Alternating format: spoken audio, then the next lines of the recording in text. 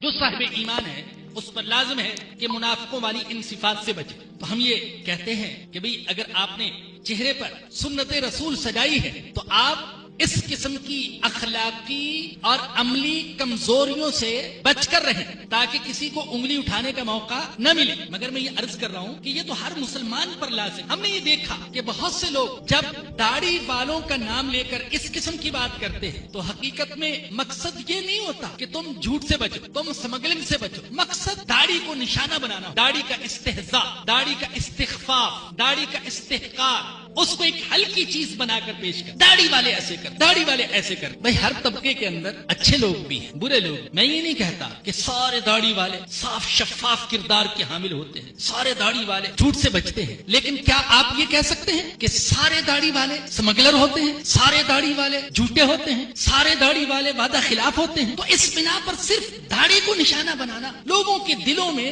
داڑھی والوں اور اس سے بھی آگے بڑھ کر داڑھی کی نفرت پیدا کرنا، عام طور پر یہ مقصد ہوتا ہے۔ پھر یہ دیکھیے مجوسی داڑھی منڈواتے تھے۔ ہمارے آقا صلی اللہ علیہ وسلم کی خدمت میں مجوسیوں کا ایک وفد آیا، داڑھی منڈے تھے اور مونچھیں بڑی بڑی۔ ہمارے آقا نے صحابہ سے فرمایا تم نے یہ شکل و صورت اختیار نہیں کرنی، تم اس کے خلاف کرو، تم داڑھی بڑھاؤ اور مونچھیں کٹواؤ۔ یہ ہمارے آقا نے ان سے فرمایا۔ آج اگر ایک داڑھی منڈا اسمگلنگ کرتا ہے، جھوٹ بولتا ہے، رشوت لیتا ہے، منافقت کرتا ہے، تو کیا میں یہ کہوں گا معاذ اللہ، کیا مجھے یہ کہنے کا حق حاصل ہے کہ یہ عاشق مجوسیت ہے؟ کیا مجھے یہ کہنے کا حق ہے کہ میں یہ کہوں کہ سارے داڑھی منڈے ایسے ہی ہوتے ہیں؟ نہیں، مجھے یہ زیبا نہیں ہے کہ میں چند ایک داڑھی منڈوں کی حرکت کی وجہ سے سارے ہی داڑھی منڈوں کو بد کردار، فاسق و فاجر، جھوٹا، اسمگلر، رشوت خور، منافق اور غلیظ کردار کا حامل کہہ دوں۔ مجھے یہ حق نہیں ہے۔ اور پھر بھائی جس شخص نے محض رسول اللہ صلی اللہ علیہ وسلم سے محبت کی بنا، آپ سے